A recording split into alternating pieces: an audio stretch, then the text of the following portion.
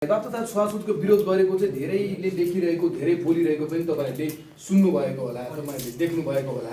तर हामीले चाहिँ जात व्यवस्था भनिरहेका छौँ। हाम्रो सङ्गठनको चाहिँ नाम नै जात व्यवस्था उन्मूलन मोर्चा नेपाल भन्ने छ, जसको सुदूरपश्चिमको समितिले चाहिँ यो कार्यक्रम आयोजना गरेको हो। हामीले जात व्यवस्था किन भन्न परेको, छुवाछुत भेदभाव मात्रै भनेर किन पुग्दैन भन्ने विषयमा अब म थोरै कुरा गरिरहेको छु है। कुनै पनि समाजको तीनवटा खम्बाहरू हुन्छ, जस्तै एउटा परिवारको पनि त्यो तीनवटा, त्यो परिवारकोमा पनि हेर्न सकिन्छ त्यो संस्कृति हुन्छ। त्यो परिवारले पैसा कहाँबाट कमाउँछ र पैसा केमा कसरी खर्च गर्छ भनेको चाहिँ त्यो परिवारको अर्थतन्त्र हो, पैसाको कुरा। त्यो परिवारमा सोच्न, त्यो डिसिजन लिन्छ नि, निर्णय लिने के। जस्तै खेत बेच्न पर्यो भने कोसँग सोध्ने, बारी बेच्न पर्यो भने निर्णय चाहिँ कोसँग हुन्छ त? घरको खसी बेच्न पर्यो भने कसले निर्णय गरेर खसी बेच्न पाउने? त्यो निर्णय गर्ने अधिकार कोसँग हुन्छ भनेको चाहिँ त्यो परिवारको राजनीति हो। अर्को चाहिँ त्यो परिवारको संस्कृति भनेको चाहिँ के हो भने त्यो परिवारमा छोरा पनि छ, छोरी पनि छ, तर आफूभन्दा सानी बहिनीलाई चाहिँ जेठो दाइले, त्योभन्दा ठुलो दाइले कपडा धुन चाहिँ दिन्छ होला, ल बहिनी मेरो लुगा धोइदिए भनेर। तर त्यो बहिनीको लुगा चाहिँ त्यो दाइले धुन, मैले पनि बहिनीको लुगा धुन हुन्छ भन्ने चाहिँ त्यसको दिमागमा छ कि छैन भन्ने चाहिँ त्यो परिवारले सोच्छ कसरी भन्ने चाहिँ त्यो परिवारको संस्कृति हो। जस्तै दिनभरि काम गर्न बुवा पनि जानुहुन्छ, आमा पनि जानुहुन्छ, तर बेलुका घरमा आएपछि चाहिँ बुवा बाहिर बस्नुहुन्छ, आमा चाहिँ भात पकाउन थाल्नुपर्ने हुन्छ होला। त्यो परिवारको संस्कृति हो। त्यो चाहिँ त्यो परिवारले हरेक कुरालाई कसरी सोच्छ भन्ने ट्याक्कै यही कुरा चाहिँ देशमा पनि लागू हुन्छ, समाजमा पनि लागू हुन्छ। यो समाज जात व्यवस्थामा आधारित छ भन्दा हामीले भनेको चाहिँ के हो भने यहाँको राजनीति, यहाँको अर्थतन्त्र, यहाँको संस्कृति, यो तीनवटै क्षेत्रमा जात व्यवस्था छ। जातको कारणले यहाँको राजनीतिमा को कहाँ पुग्ने, अर्थतन्त्र अथवा को धनी हुने, को गरिब हुने र कसलाई छुवाछुत भेदभाव गर्ने नगर्ने भन्ने कुरा तोकिएको छ भन्न खोजेको हो जात व्यवस्था भनेर। बिहान यो मङ्गलसेनमा हामी पुगेका थियौँ, त्यहाँ गएर मैले आज हुने यो कार्यक्रमको बारेमा फेसबुकमा लाइभ गरिरहेको थिएँ। एकजना साथीले सोध्नुभयो कि यो जात व्यवस्था किन भनेको, यो त छुवाछुत प्रथा कुरीति मात्रै भने हुँदैन भनेर सोध्नु भएको थियो। मैले उहाँलाई त्यहाँ अब फेसबुक लाइभमा धेरै बोल्ने कुरो भएन हो। यही विषय हामीले व्यवस्थितसँग धेरै व्यक्तिमाझ यो कुरा ठिक विचार लिएर जानु आवश्यकता छ। त्यसैले हामी यो अभियान लिएर ठाउँ ठाउँमा हिँडेका हौँ भनेको थियौँ। त्यसो हुँदा अब जात व्यवस्था नै किन भन्न परेको त भन्ने विषयमा म थोरै कुरा राख्छु। तीनटा खम्बा हुन्छ अथवा तीनटा त्यो मुख्य कुरा हुन्छ समाजको। त मैले भने एउटा राजनीति हुन्छ, एउटा अर्थतन्त्र हुन्छ, अर्को संस्कृति हुन्छ। यो तीनवटै कुरामा नेपालको समाजमा जात व्यवस्था छ भनेको चाहिँ के हो भने नेपालमा जातकै कारणले को राजनीतिको ठुलो पोस्टमा पुग्ने, को तलै बसिरहने भन्ने कुरा यही निर्गोल हुन्छ क्या, त्यो निचोड हुन्छ। जतिसुकै राजनीति गरेर गएको व्यक्ति भए पनि आखिरमा त्यो पार्टीको पनि माथिल्लो ठाउँमा पुग्ने बेलामा चाहिँ सिधै ब्राह्मण क्षेत्रीय समुदायको व्यक्तिहरू नै आउँछन्। अझै पश्चिमतिर ठकुरीसम्म होला होइन, तर दलित समुदायको व्यक्ति चाहिँ माथिल्लो ठाउँमा पुग्ने जुनसुकै पार्टीमा पनि किन हुँदैन त? जातकै कारणले राजनीतिमा को माथि पुग्ने, को तल पुग्ने भन्ने चाहिँ जातले नै छुट्याउँछ। जस्तै जनयुद्ध सुरु गर्दाखेरि पनि माओवादीहरूले समाज परिवर्तन गर्नको लागि सुरु गरेको हो नि।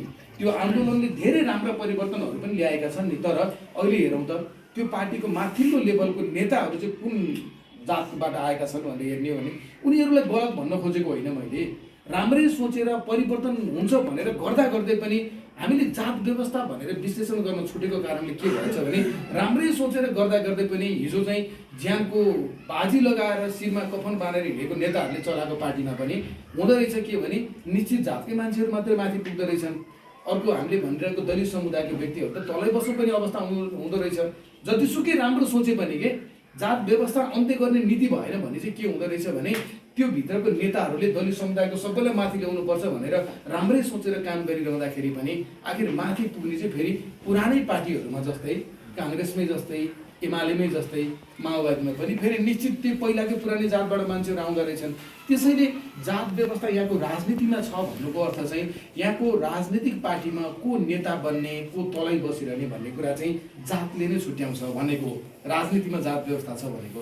अर्को चाहिँ अर्थतन्त्रमा जात व्यवस्था छ भनेको चाहिँ यहाँ जातकै कारण को धनी हुने, जातकै कारण को गरिब हुने भन्ने चाहिँ प्रष्टै हुन्छ। तपाईँलाई अब यतिकै पनि मैले भने मैले पटक पटक दिइरहने उदाहरण हो, फेरि पनि यो तपाईँहरूलाई चाहिँ नयाँ हुनसक्छ कि मेरो घर चितवन हो। मैले मेरो घरको चाहिँ तपाईँलाई त्यहाँ चाहिँ एकजना मेरो गाउँमा चाहिँ रामबहादुर सार्की भन्ने व्यक्ति छन्। उनी धनी होलान् कि गरिब होलान् भनेर तपाईँलाई सोध्यो भने तपाईँले त्यो सार्की भनेपछि त्यो धनी होइन भन्ने कुरा तपाईँको दिमागमा आइहाल्छ नि, त्यो गरिबै हो, त्यो सार्की हो भन्ने।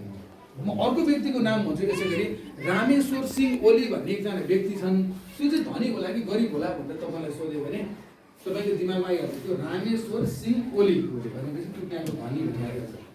यो दुईवटा व्यक्तिको नाम मैले जसरी भने मेरो गाउँकै व्यक्तिको नाम भने तिनीहरू तपाईँले सोचेकै जस्तो रामेश्वर सिंह ओली भने दाइ धनी नै हो, अर्को रामबहादुर सार्की पनि गरिब नै हो मेरो गाउँको। तपाईँले थाहै नपाइकन पनि तपाईँले किन छुट्याउन सक्नुभयो त भन्दा जातले नै छुट्टिन्छ कि यहाँ को धनी छ को गरिब छ भन्ने कुरा।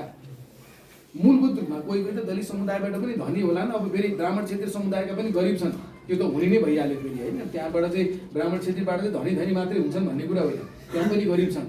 तर मुख्य गरी चाहिँ दलित समुदाय भन्ने बित्तिकै गरिब हुन्छ, गरिब हुनै पर्ने अवस्थाको सिर्जना छ। त्यसैले अर्थतन्त्रमा जात व्यवस्था छ भनेको जातकै कारण यहाँ को धनी हुने को गरिब हुने भन्ने व्यवस्था छ नेपाली समाजमा। अघि मैले उदाहरण दिएको थिएँ नि, म सुकुम्बासी बस्तीको मान्छे हुँ, अब म व्यवसाय गर्न जाउँ भने पनि मलाई त ढिटो माग्छ। जस्तै श्यामजी र म एउटै पार्टीमा छौँ, हामी यो जात व्यवस्था अन्त्यको लागि यहाँ अब होइन यस्तो दिन रात नबनिकन हिँडिरहेका छौँ। तर मैले व्यवसाय गर्न गएँ भने मलाई ऋण पत्याउँदैन बैङ्कले, श्यामजी जानु भने श्यामजीलाई चाहिँ पत्याउँछ, किनभने श्यामजीसँग चाहिँ जग्गा छ के। अझै बुझ्ने गरी उदाहरण लिएर भनेको मैले, हामी दुइटै एउटै आन्दोलनमा छौँ, हामी दुवैलाई यो गलत भयो, हामी दुवैजना मिलेर लाग्नुपर्छ भनेर लागिरहेका छौँ। तर पनि अर्थतन्त्रमा जात व्यवस्था भनेको धनीको हुने गरिबको हुने भन्ने चाहिँ व्यवस्था यस्तो छ कि महावीर विश्वकर्मा गयो भने बैङ्कले ऋण दिँदैन, तर श्यामजी जानुभयो भने ऋण दिन्छ, किनभने श्यामजीसँग जग्गा छ र उहाँ त्यो ऋण झिकेर आएर व्यवसाय सुरु गरेर उहाँ अझ धनी बन्न सक्नुहुन्छ। म चाहिँ फेरि त्यहाँ व्यवसाय पाउँदिनँ, अनि मैले के अर्काकोमा गएर बहकिनी मन कार्यक्रम चलाउँछु, कार्यक्रम त देशभरि हिट हुन्छ। अजय सुमार्कीको रेडियोमा कार्यक्रम चलाउँछु, बहकिनी मन चलाए भएको महिनाको 3400 पाउँछु मैले। कतिले चाहिँ साथीहरूले एक खाले हुइम चलाइदिन्छन् है, यसले बहकिनी मन चलाएर चाहिँ बुटोलमा घर किनिसकेको छ भनेर। महिनाको 2000 पाउँथ्यो पहिला, अहिले बढाएर 3400 पुऱ्याइदिएको छ। एक एपिसोड होइन, महिनाभरिको कि 150वटा जति रेडियोमा कार्यक्रम चल्छ, महिनाभरि त्यहाँ कार्यक्रम चलाए बापत मैले 3400 पाउँछु। त्यो 3400 मेरो कोठाभाडातिर पुगेर काट्नु, कोठाबाट 8000 छ मेरो होइन, अरू खर्चको त छुट्टै भयो। भनेको दलितलाई चाहिँ धनी हुने बाटो रोकिन्छ के। अर्थतन्त्रमा जात व्यवस्था भनेको चाहिँ त्यो धनी हुन चाह्यो भने पनि रोकिन्छ भनेको। मैले राजनीतिमा जात व्यवस्था भने के हो भने, अर्थतन्त्रमा जात व्यवस्था भने के हो भने, अब संस्कृतिमा जात व्यवस्था भनेको चाहिँ के हो भन्ने विषय म थोरै कुरा राख्छु। संस्कृतिमा जात व्यवस्था भनेको चाहिँ के हो भने, यहाँ प्रायः युवा साथीहरू हुनुहुन्छ, अब यो कतिको त लप परिसक्यो होला कि अब लप पर्ने बेला भयो, अब केटी त मन पर्न थालिसक्यो, प्रायः पुरुषहरू धेरै भएर केटी भने है मैले होइन, केटी मन पर्ने बेला भइसक्यो, अब सँगै पढिएको होला, अथवा मेला जाने बेला नि हुन्छ, मेला लाग्छ नि यतातिर त होइन, जात्रा लाग्छ, त्यहाँ जाने भने पनि एउटा चाहिँ उद्देश्य के हुन्छ, फलानु गाउँको चाहिँ आउँछन् है त्यहाँ भन्ने हुन्छ नि त होइन, त्यो हुन्छ नि त। त्यहाँ अब त्यो ग्रुप आउँछ, त्यो ग्रुपसँग चाहिँ यहाँ आँखा जुदाउने मात्रै हो कि बोल्नेसम्म आँट गर्ने हो कि होइन। अब अहिले त भयो भने भेटेर चाहिँ मोबाइल नम्बर साट्ने हो कि फेसबुकसम्म जोडिन पाइदिँदाखेरि त भरे बेलुकादेखि कुरा सुरु हुन थाल्यो भने हुन्छ। तर यहाँको संस्कृति चाहिँ कस्तो छ भने, तपाईँ जतिसुकै चोखो प्रेम गर्नुहोस्, म त बहकिनी मनमा कार्यक्रम चलाउने मान्छे, प्रेम सम्बन्धी कार्यक्रम चलाउने मान्छे, प्रेमको कुरा गर्न थालेकै धेरै वर्ष भयो नि त। तपाईँ जतिसुकै चोखो मनले प्रेम गर्नुहोस्, तपाईँ विवाह गरेर लिएर आएर प्राय श्रीमानले श्रीमतीलाई चाहिँ दास जस्तो बनाउने होइन, काम लगाउने त्यस्तो खालि परिपाटी छ। तर तपाईँ चाहिँ होइन, हामी बराबरी भएर चाहिँ जिन्दगी चलाउने हो, तिमीहरूमा बराबरी भएर जतिसुकै ठुलो कुरो गर्नुहोस्, अथवा ठुलो भन्नाले समानताको कुरा गर्नुहोस्। तर तपाईँले मन पराएको केटीले पनि तपाईँलाई मन पराए पनि, तपाईँसँग विवाह गर्न चाहे पनि, यदि तपाईँको जात चाहिँ समाजले भनेको ठुलो सानो जुन भन्छ नि, त्यसमा तपाईँ सानो भन्नेमा पर्नुभयो र तपाईँले मन पराएको केटीको, तपाईँसँग प्रेम गर्ने केटीको चाहिँ ठुलो भन्ने पर्ने भने त तपाईँलाई स्वीकार्दैन। जतिसुकै चोखो प्रेम गर्नुहोस् तपाईँले, किनभने तपाईँको यो जात चाहिँ सानो हो भन्ने संस्कृति छ नि त समाजमा।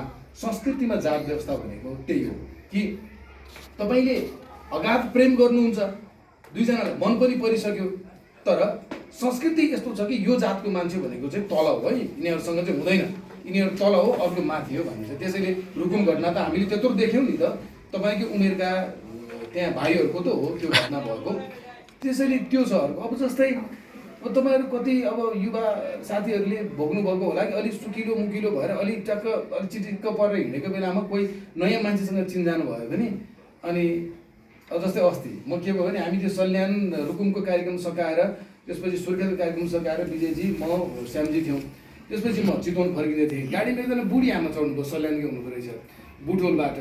अनि उहाँको चाहिँ कहाँ चितवनमा गएर झर्ने कहाँ झर्ने ठेगान नभए चाहिँ मैले मसँगै बस्नु भनेको थिएँ। अनि के थरी हो भनेर सोध्नु, म त कामी हो नि आमा भने मैले भने म कामी हो भने ब्रह्म पार्नुहुन्छ भनेर के बुढीले भनेको उनलाई लागेन, किनभने अलिक टाढो बाटो छ, अलिकति अब हेर्दाखेरि अलिक सुकिलो मुखिलो देखे होला नि होइन, मोबाइल ठुलो ल्याएछ हातमा। अनि भनेपछि उनलाई के लाग्यो नि यो कामी होइन भन्ने लाग्यो, त्यो भएको त्यही भनेको। कामी चाहिँ कस्तो हुन्छ भने त्यो चाहिँ अलिक झुत्तेर झाँदै भए भए कामी हुन्थ्यो, अलिकति हेर्दाखेरि राम्रो नदेख्ने भयो भने कि त्यो त तपाईँले भोगिरहनु भएको होला। तपाईँले त त्यो कतिपय त नसुने जसरी हिँड्नुपर्छ, हिँडिरहेको हुन्छ उता ब्राह्मण क्षेत्रीय परिवार कसैले मुख छाडेर कुरा गर्यो भने के भने कस्तो कामी तपाईँ जस्तो व्यवहार गरेर भनिदिइहाल्छ नि। झगडा गर्नु जान्ने भएको छैन, आफूलाई भने पनि होइन, आफ्नै घरभित्रको छोराछोरीलाई भनिरहेछ कस्तो कामी दमै जस्तो व्यवहार गरेर भनिदिन्छ, मुख छाडेर कुरा गर्यो भने कस्तो साम्जा जस्तो व्यवहार गरेर भनिदिन्छ नि। भनेको त्यो खराब शब्द बोल्ने अथवा नराम्रो चाहिँ त्यो चाहिँ दलितहरू हुन्छ भन्ने जस्तो दिमाग छ नि त हाम्रो, त्यो बुझाइ छ नि त। अनि हाम्रै यो दलित समुदायमै कोही अलि राम्रो भनिने अझ प्रायः चाहिँ यस्तो चाहिँ केटी साथीहरूले भोग्नुभएको हुन्छ कि दलित समुदायको, अलि जस्तोलाई हामी राम्रो भन्छौँ त्यस्तो राम्रो हुने साथीहरू चाहिँ परिचय गर्दाखेरि दलित समुदायको भनेर थाहा हुने बित्तिकै अनि अलि बुढापाकाहरूले चाहिँ कस्तो नानी त कामी दमै जस्तो नि छैन भनिदिने कि, तपाईँ त कस्तो बाहुन छेत्री जस्तो भनेको। बाहुन छेत्री भनेको राम्रो हो, कामी दमै अथवा सार्की जे भन्छौँ नि दलितहरू भने नराम्रो हो भन्ने बुझाइ छ, त्यो भनेको संस्कृतिमा जात व्यवस्था छ भनेको हो। मैले तिनवटै कुरा राखेँ, कति बुझाउन सकेँ।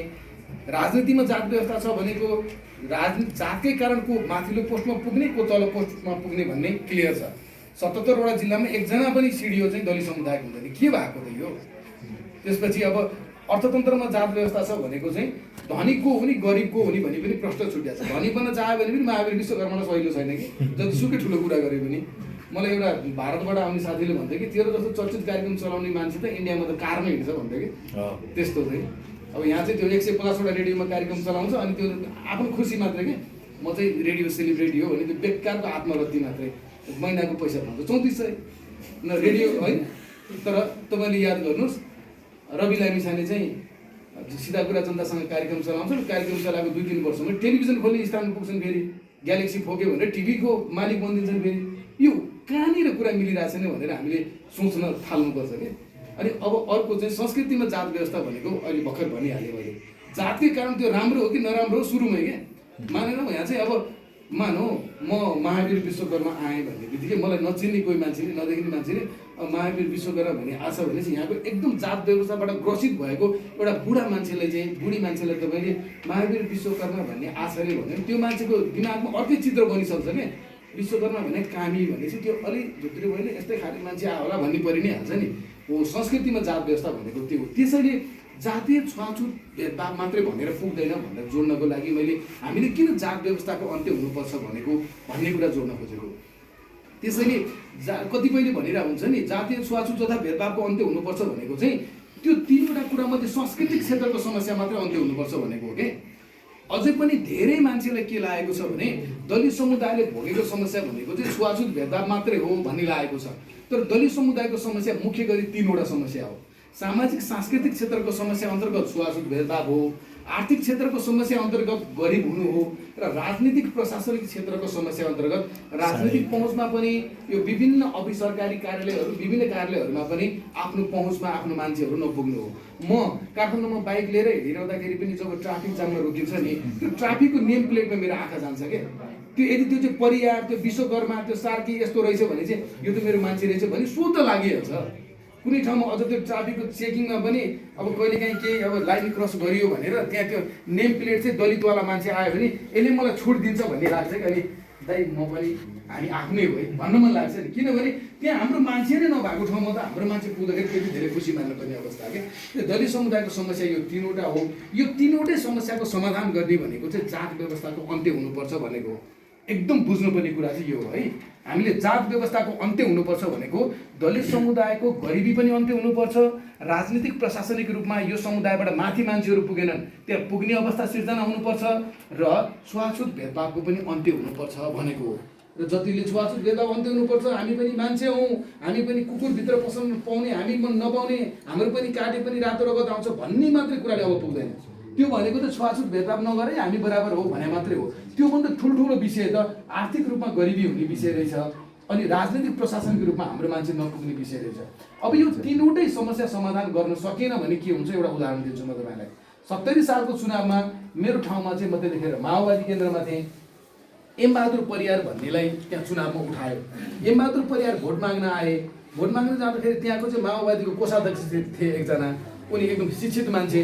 भोट माग्दा आउँदा उनको घर पुग्नुभन्दा अगाडि उनले गएर श्रीमतीलाई के भनेछन् भने, गएर खुसुक्क ल माला चाहिँ बाहिर निस्केर ल्याइदिए, यो दमै हो, फेरि घरभित्र छिर्ला भनेछन् क्या। मेरो बहिनीले सुनेछ, मलाई बहिनीले भने क्या, कस्तो मान्छे रहेछ, नेता मानेर हिँडिरहेछ, ऊ चाहिँ घरभित्र छिर्ला भनेर बाहिर आएर लगाइदियो भनेको। ल राजनीतिक रूपमा हाम्रो मान्छे पुगेन, पुर्याउनको लागि पार्टीले माओवादीले मान्छे उठाइदियो उठोमा, होइन, एमबहादुर परियार उठायो।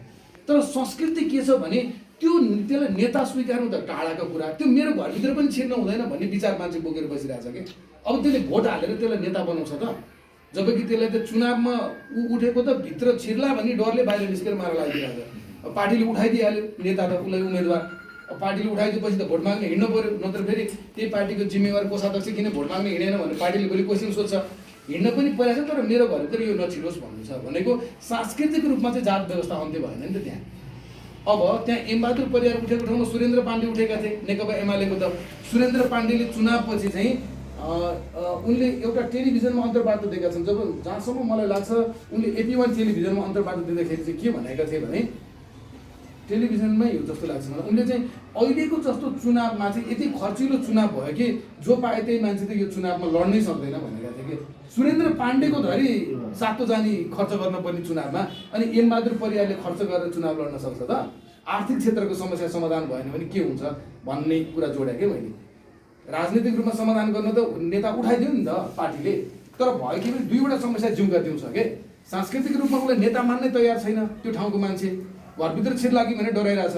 अब आर्थिक रूपमा चाहिँ उसले चुनावमा खर्च गर्नै सक्दैन अहिलेको यो व्यवस्थाको चुनावमा। अहिले हाम्रो पुष्प भण्डारी कमरेडले विषय राख्नुहुन्छ, यो व्यवस्थाबाट किन हुँदैन भन्ने चाहिँ त्यो उहाँको टपिकमा आउँछ। यो मैले यहाँ छुस्स कुरा आएर जोडिरहेको छु। त्यसैले जात व्यवस्थाको अन्त्य हुने भनेर अहिलेसम्मको राजनीतिक आन्दोलनहरूले कसैले पनि भन्नै सकेनन्।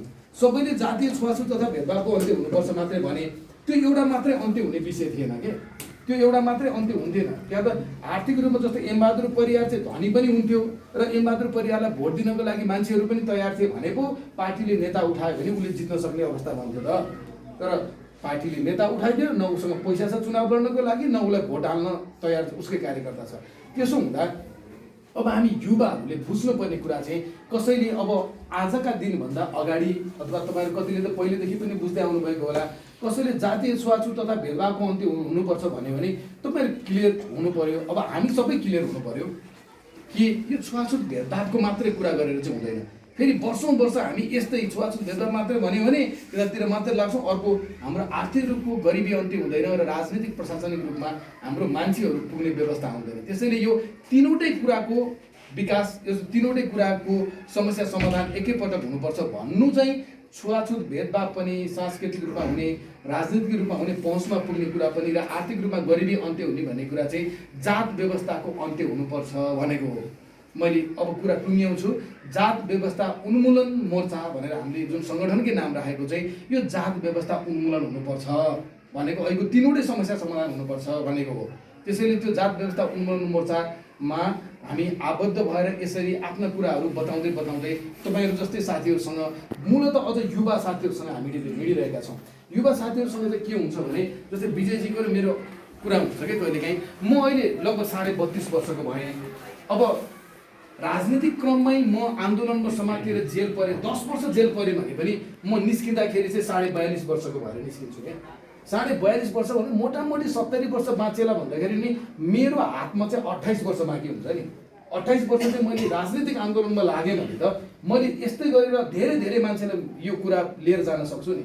त्यसैले युवाहरू फोकस गरेको कारण चाहिँ यो हो। र अर्को अब 50 वर्षको व्यक्तिको अगाडि चाहिँ के हुन्छ भने, 50 वर्षमा जेल पऱ्यो भने फर्किँदाखेरि 60 वर्ष भएर निस्किन्छ। दलित समुदायको व्यक्ति 60 वर्षमा त वृद्ध भत्ता आउन थाल्छ।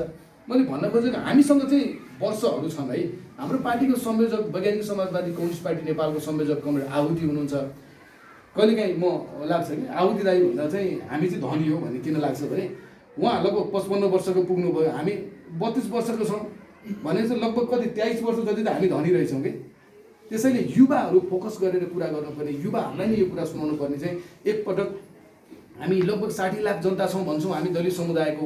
60 लाखमा मुस्किलले राजनीतिमा लागेको त 2-3 लाख त होला नि होइन, सबै पार्टीमा छरेको। अरू त भोट हाल्न जाने आउने आफ्नो काम गर्ने त हो, झोलै बोकेर राजनीतिक कार्यकर्ता भएर हिँडेको त 2-3 लाख हो।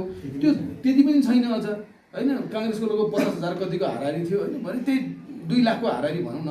त्यो 2 लाख दलित समुदायको मान्छेलाई परिचालित गर्न ठिक विचार भएको व्यक्ति चाहिने भनेको चाहिँ केही दर्जन मान्छे मात्रै हो। नेता यो समुदायको चाहिने भनेको त्यो केही दर्जनभित्र हामी पर्ने कि नपर्ने भन्ने कुरा हो। अरूलाई त हामीले राजनीतिक रूपमा प्रशिक्षित गर्दै लिएर जाने हो, त्यो 2 लाख नै त सडकमा आउने भन्ने त हुँदैन नि त। त्यसैले त्यस्तो व्यक्ति निर्माण गर्नु छ हामीलाई चाहिँ। जात व्यवस्था अन्त्यको लागि लड्न सक्ने केही दर्जन व्यक्तिहरू यो समुदायबाट झिक्नु छ र मुख्य गरी युवाबाट नै झिक्नु छ त्यो, किनकि युवासँग चाहिँ त्यो आँट हुन्छ, त्यो उमेर हुन्छ। त्यति भनेर म एउटा उदाहरण दिएर अब म सकाउँछु, बल्ल बल्ल 15 मिनट बढी भयो जस्तो लाग्यो। के भने आजभन्दा 220 वर्ष अगाडि भारतको केरला भन्ने ठाउँमा नाङ्गेली भन्ने एकजना दलित समुदायको महिला थिए। नाङ्गेली भन्ने है, 220 वर्ष अगाडि त्यो समुदायमा चाहिँ त्यतिखेर के थियो भने, यो कुनै कथा भनेको होइन, भएकै घटना मैले बताएको चाहिँ, दलित समुदायको महिलाले चाहिँ यो छाती देखाएर हिँड्नु पर्थ्यो। छाती ढाक्ने कपडा लाउन पाइन्थेन त्यहाँ। अरू समुदायको ब्राह्मण क्षेत्रीय समुदायको महिलाले चाहिँ छाती ढाक्ने कपडा लाएर हिँड्थे, चोलो लाउने अथवा के हुन्छ नि माथि लगाउने।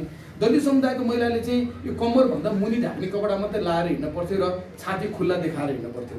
उनीहरूले यदि त्यो ढाक्न चाहन्थे भने स्तन कर भनेर तिर्न पर्थ्यो। स्तन नदेखाएर ढाकेको भएर स्तन कर भनेर तिर्न पर्ने। त्यो नाङ्गेली भन्ने महिलाले के गर्ने भने यो त गलत भयो, किनभने अर्को समुदायको महिलाले ढाकेर हिँड्न पाउँदा मैले किन ढाकेर हिँड्न नपाउने भनेर उनले श्रीमानसँग कुरा गरिन्। श्रीमानले तिम्रो कुरा ठिक छ, म तिमीलाई अन्तिम समयसम्म साथ दिन्छु, तिमीलाई मन लागेको गर भने। उनले त्यो ढाकेर हिँडे। ढाकेर हिँडेपछि चाहिँ त्यो त्यहाँका मुखियाहरू जो अरू समुदायको व्यक्तिहरू चाहिँ उसलाई आएर तैँले कर तिर्नुपर्छ भने। कर तिर्नुपर्छ भने त्यो गाउँै उर्लेर आइसकेपछि उनले भन्न सक्ने कुरा त त्यस्तो केही पनि थिएन। उनले विद्रोह गर्न सक्ने अथवा लड्न सक्ने कुरा थिएन। उनले भने ल ठिक छ, त्यसो भए म कर तिर्छु भने। 1 महिनापछि त त्यो व्यक्तिहरू कर लिन आयो नि। 1 महिनासम्म उनी ढाकेर हिँडेन, आफ्नो छाती ढाकेर हिँडे। 1 महिनापछि कर लिन आउँदाखेरि उनीसँग पैसा त छैन, दलित समुदायको महिलासँग पैसा भन्ने कुरो भएन। उनले के गरिन् भने भित्र गएर तताएर राखेको त्यो हँसिया लिएर आएर आफ्नो 2वटा स्तन काटेर दिइन् उनीहरूलाई। र त्यो स्तन काटेर दिने बित्तिकै त उनी त डलिन्। त्यसपछि सबको भागाभाग भयो। बेलुका उनको श्रीमान मजदुरी गरेर घर आउने बेलामा चाहिँ आँगनसम्म पिँढीसम्म रगतको भल बगिरहेको छ। भित्र जाँदाखेरि त श्रीमती त ढोकामै ढलिरहेको छ, मरिसकेको। र उसले चाहिँ श्रीमतीलाई अन्तिम समयसम्म साथ दिन्छु भन्नेकै कारण श्रीमतीसँगै चित्तामा जलेर उसको श्रीमान पनि मऱ्यो।